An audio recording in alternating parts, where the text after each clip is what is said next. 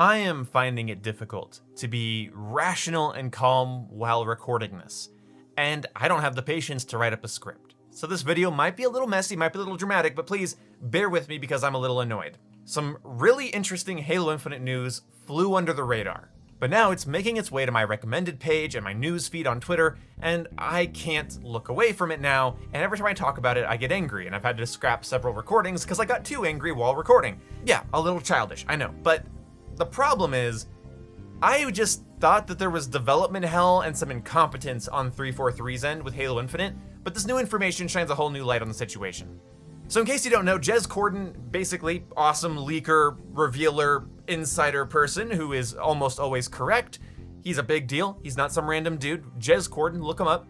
He revealed that they have been working on a Battle Royale mode for Halo Infinite, and let me just read you the Reddit post. According to Corden, it is a Battle Royale that's been in development for over 2 years. It's a big deal. Consider it a Warzone or separate game undertaking. The goal is to bring in new players to the Halo franchise, targeting the Fortnite, Warzone, and Apex audiences, and it's supposed to come around Season 3 or 4, ties into Forge mode, and they brought in certain affinity for this specific mode, so they're not going to ignore the rest of the game. At least that's what they're saying. And that's funny because Fortnite Battle Royale killed Fortnite Saved the World, and it's funny because Apex killed Titanfall, and Warzone put its thumb right in the middle of Call of Duty's multiplayer formula and content release schedule. Battle Royale is popular. It's proven to be more than a trend, I'll fully admit. But you have to put these pieces together, and there's very few ways to look at this that are positive for a longtime Halo fan. But let me first mention the positivity I've seen. I've seen a lot of people saying that this is gonna be great. It's gonna be a lot of fun. Certain Affinity is a company made up of a lot of ex-Bungie employees who seem to be cool dudes, and they'll probably make a really fun experience. And yeah, I've said in the past, Halo Infinite would make a great Battle Royale. You have an open world, you could drop in with an ODST drop pod, on-site weapon procurement, yeah, that's Halo. Dropping somebody's shields and then popping them in the head, yeah, that's Halo. Battle Royale would work perfectly, but we have a new issue. 343 was struggling in development hell. Halo Infinite releases at 1/5 the quality of a normal Halo game. It repeats old Halo games' mistakes, it repeats a lot of 343's mistakes. That development hell is still going on, 6 months down the line. Because after 6 months, we only get one BTB map and one arena map for Season 2. And there's still no co-op campaign. I mean, we don't know when it's gonna come out. It was supposed to launch with Season 2, and now it's launching God knows when. But we know this, Halo Infinite has everything scrapped. Forge, firefight, dynamic weather in the campaign, there was 100 things supposed to be in Halo Infinite we don't get until later.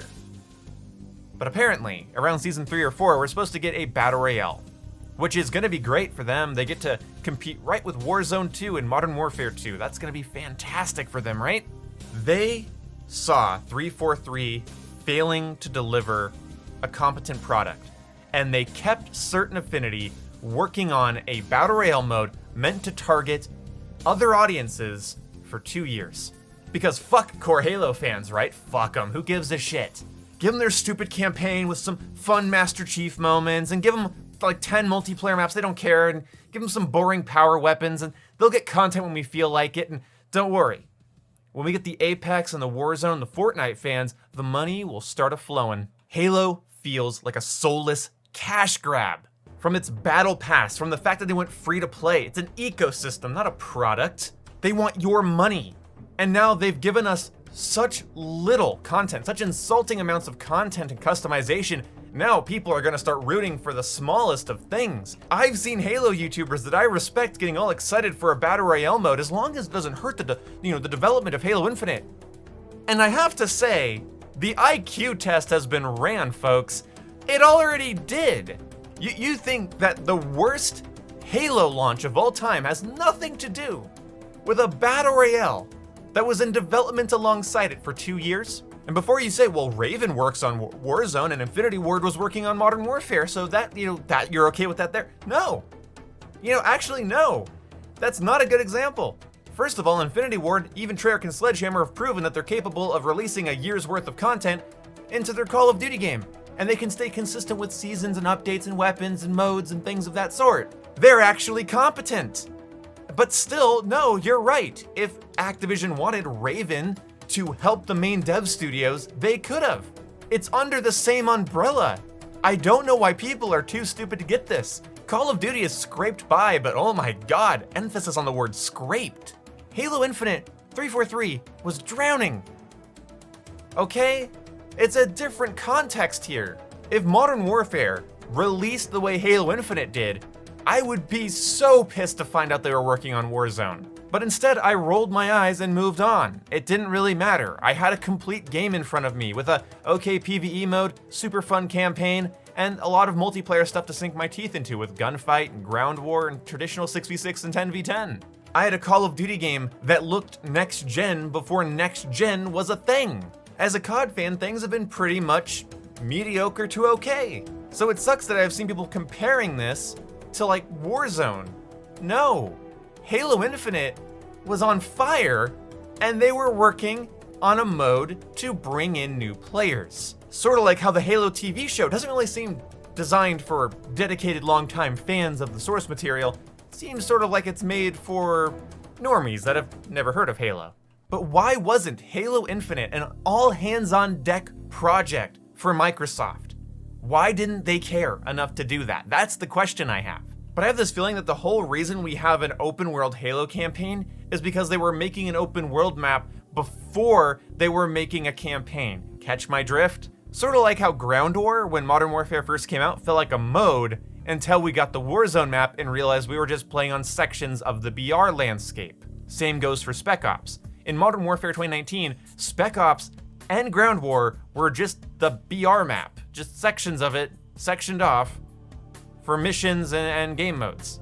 Now that I know that a BR was in development for 2 years, it's starting to make sense why this was the first open world Halo game.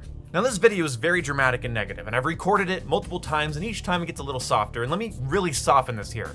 It could be incredibly fun.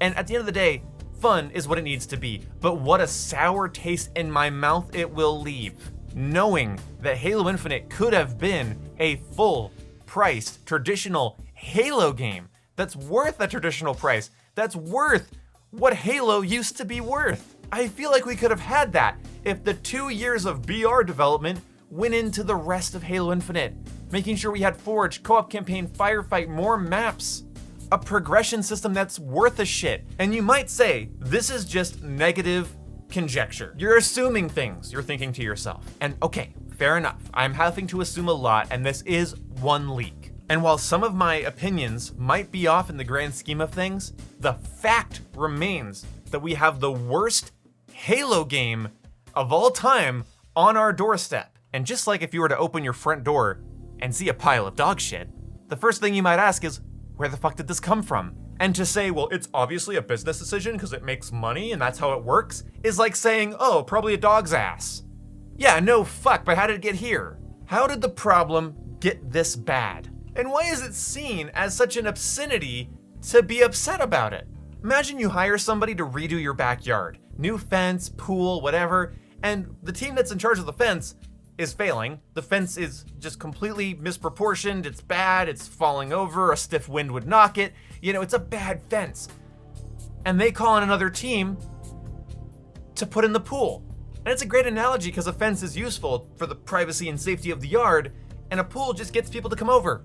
They were failing and they brought in a team to make a BR to generate revenue from other games. I have complained about this for years. I noticed it with timed events becoming more and more prevalent. It's not about creating a good, fun, meaningful experience. It's not about making a good product. It's about stealing playtime from other games.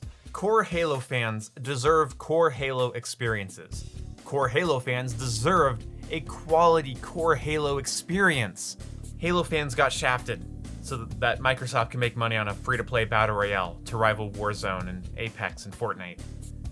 So I hope everybody's really happy about the current state of the Halo franchise, because in my opinion, over the last 3 years, Call of Duty's proven that it can run a battle royale and an annual shooter series, as well as a pretty popular mobile game.